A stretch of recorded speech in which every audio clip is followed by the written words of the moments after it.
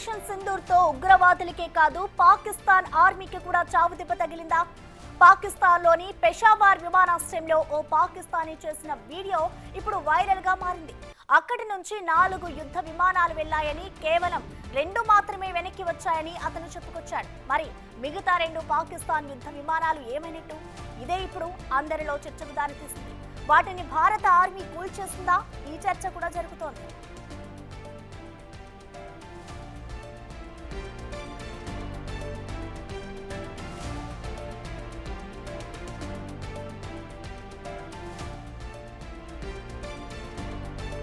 Peshawar airport की इस वक्त कंडीशन आप लोग देख सकते हैं।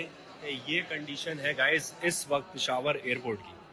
इंडिया और पाकिस्तान की जंग जो है वो छिड़ गई है। इस्लामाबाद में जा रहा था, सही है, लेकिन इमरजेंसी फ्लाइट जो है हमारी वो लैंड हुई है पेशावर में। अब कुछ नहीं पता कब तक हम यहाँ पे रहेंगे। फड्डा हो गया है, वहां पे फड्डा हो गया है और जंग छिड़ गई है इंडिया पाकिस्तान की। पाकिस्तान ने यहाँ से 4 अपने जंगली जहाज भेजे थे, जिसमें से 2 वापस आ गए और 2 नहीं है। ये अपडेट सिर्फ मैं आपको दे रहा हूँ क्योंकि मैं इस वक्त यहाँ पे हूँ और यहाँ पे करंट जंग चल रही है इस वक्त। अब गाइस हम लोग अपनी लोकेशन चेंज कर रहे हैं और कहीं छुप रहे हैं। गाइस पेशावर एयरपोर्ट की इस वक्त कंडीशन आप लोग देख सकते हैं। ये कंडीशन है गाइस इस वक्त पेशावर एयरपोर्ट की। इंडिया और पाकिस्तान की जंग जो है वो छिड़ गई है। इस्लामाबाद में जा रहा था, सही है, लेकिन इमरजेंसी फ्लाइट जो है हमारी वो लैंड हुई है पेशावर में। अब कुछ नहीं पता कब तक हम यहाँ पे रहेंगे। फड्डा हो गया है, वहां पे फड्डा हो गया है और जंग छिड़ गई है इंडिया पाकिस्तान की। पाकिस्तान ने यहाँ से 4 अपने जंगली जहाज भेजे थे, जिसमें से 2 वापस आ गए और 2 नहीं है। ये अपडेट सिर्फ मैं आपको दे रहा हूँ क्योंकि मैं इस वक्त यहाँ पे हूँ और यहाँ पे करंट जंग चल रही है इस वक्त। अब गाइस हम लोग अपनी लोकेशन चेंज कर रहे हैं और कहीं छुप रहे हैं। गाइस पेशावर एयरपोर्ट की इस वक्त ఇక దీనిపై పూర్తి సమాచారాన్ని అందించేందుకు మా ఇన్పుటేటర్ పవన్ లైవ్ లో అందిస్తారు. ఎస్ పవన్, మనం చూస్తున్నాం ఇటు ఏదైతే పాకిస్తాన్ లో దాడి జరిగిందో ఇటు భారత్ ఇటు ఆర్మీకి కానివచ్చు, అలాగే పాకిస్తాన్ ఉగ్రవాదులు కూడా ధీటుగా ఎదుర్కొందనే చెప్పుకోవాలి. దీనికి సంబంధించి ఒక పాకిస్తానీ ఒక ప్రత్యేక సాక్షిని అంటూ కూడా ఆయన ఒక వీడియో రిలీజ్ చేశాడు. పాకిస్తాన్ 4 యుద్ధ విమానాలను పంపిస్తే దాంట్లో 2 మాత్రమే తిరిగి వచ్చాయి, మిగతా 2 తిరిగి రాలేదు. అంటే భారతే వాటిని మట్టుబెట్టిందా అనే ఒక వీడియో అయితే రిలీజ్ చేశారు. మొత్తంగా ఆయన వీడియో రిలీజ్ చేసిన దాంట్లో ఎంతవరకు వాస్తవం ఉందనుకోవచ్చు? అసలు పూర్తి అప్డేట్స్ ఏంటి పవన్ దీనికి సంబంధించి? పహల్గాం ఉగ్రదాడికి భారత్ ధీటైన జవాబిచ్చింది.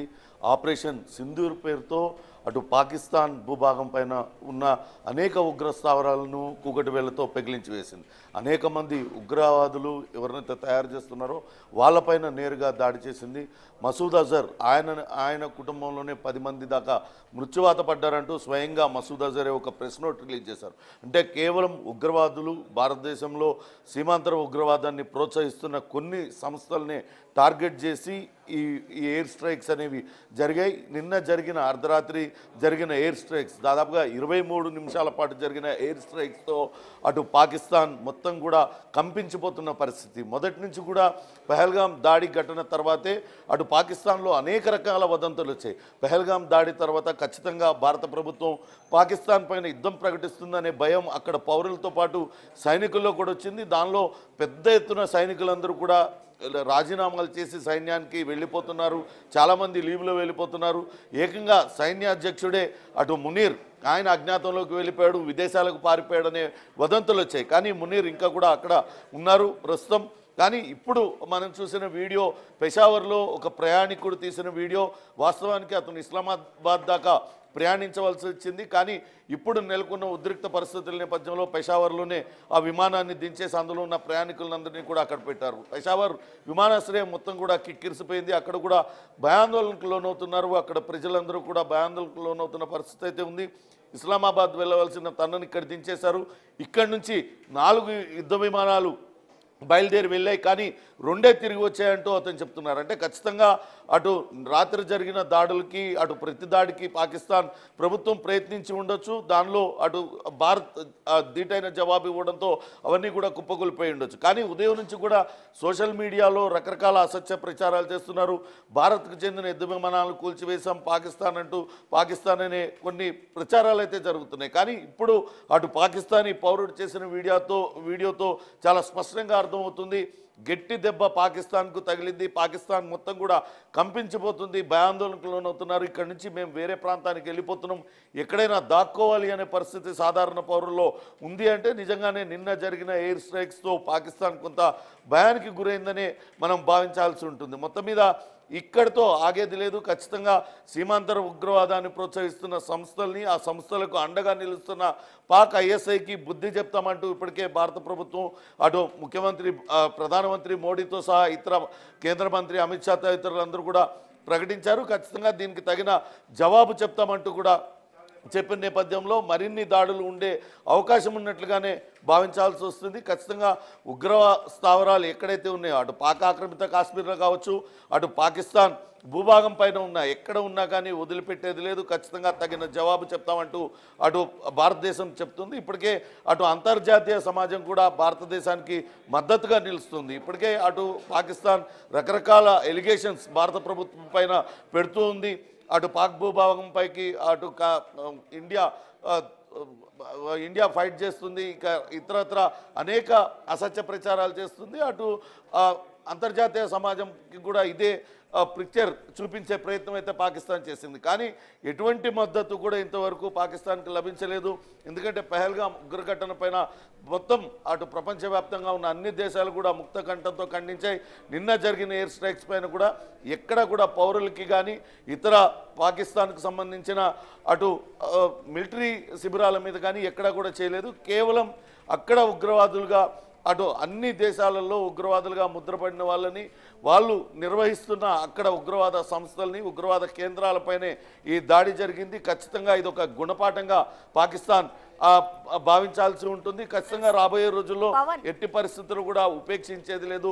మరిన్ని దాడులతో మొత్తాన్ని మట్టుబెడతామంటూ భారత్ గట్టి జవాబు ఇచ్చినట్లుగా భావించాల్సి ఉంటుంది. ప్రసన్న. ఎస్ పవన్, ఇప్పటికే చూసుకుంటే ఇప్పుడు ఏదైతే ఆపరేషన్ సింధూర్ ఈ ఘటన జరిగిందో ఈ దాడికి సంబంధించి ఇటు ఇప్పటికే ఇంకా ఇది జస్ట్ ట్రయల్ మాత్రమే, ఇంకా భారీ యుద్ధమే ఉంది అంటూ కూడా భారత్ ఇప్పటికే ప్రకటించింది. మరి దీన్ని బట్టి చూస్తే ఇటు ఉగ్రవాదులకే కాదు పాక్ ఆర్మీకి కూడా ఇది ఒక గట్టి ఎదురుదెబ్బ అనుకోవచ్చా?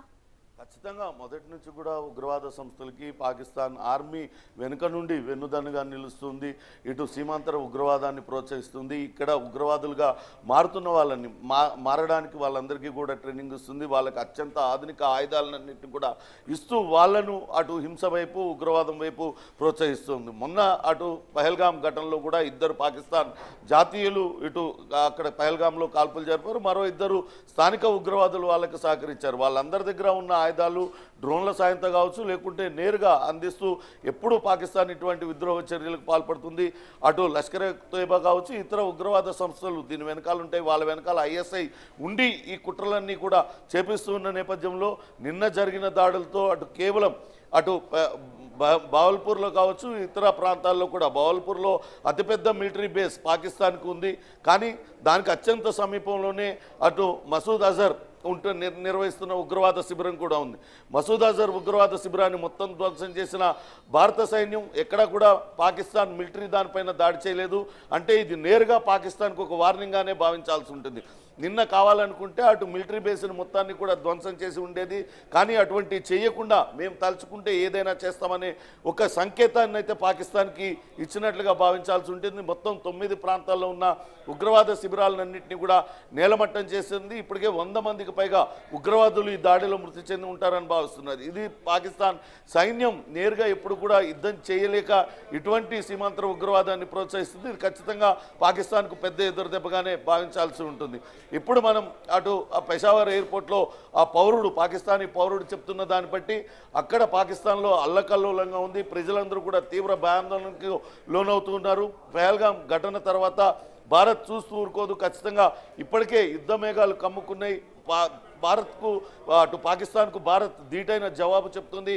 తమ అంతా కూడా ఎక్కడో సురక్షిత ప్రాంతాలకు వెళ్ళిపోవాలనే భయం వాళ్ళల్లో నెలకొనుంది. కానీ నిన్న జరిగిన దాడిలో కావచ్చు, ఈరోజు ఉదయం అటు మిలిటరీ అధికారులు కూడా ఒక మీడియా సమావేశం పెట్టారు. ఎక్కడా కూడా మామూలు సాధారణ పౌరులపైకి కానీ అటు మిలిటరీ జోలికి కానీ పోలేదు. కేవలం ఉగ్రవాద శిబిరాలపైనే టార్గెట్ చేసి మేము వాళ్ళకు బుద్ధి చెప్పామంటూ కూడా చెప్పారు. రాబోయే రోజుల్లో ఇటువంటి సీమాంతర ఉగ్రవాదాన్ని ప్రోత్సహిస్తూ ఇటువంటి ఉగ్రవాద చర్యలకు పాల్పడితే భారత్ చూస్తూ ఊరుకుందనే గట్టి సంకేతాన్ని అయితే ఇచ్చింది. చూడాలి ఇది ఎంతవరకు దారితీస్తుంది అనేది. Right Pavan, thank you.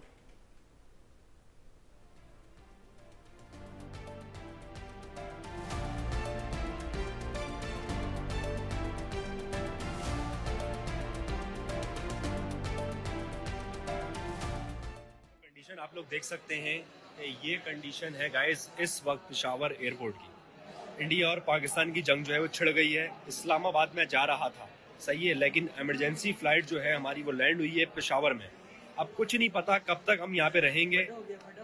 फड्डा हो गया है, वहां पे फड्डा हो गया है और जंग छिड़ गई है इंडिया पाकिस्तान की। पाकिस्तान ने यहाँ से 4 अपने जंगली जहाज भेजे थे, जिसमें से 2 वापस आ गए और 2 नहीं है।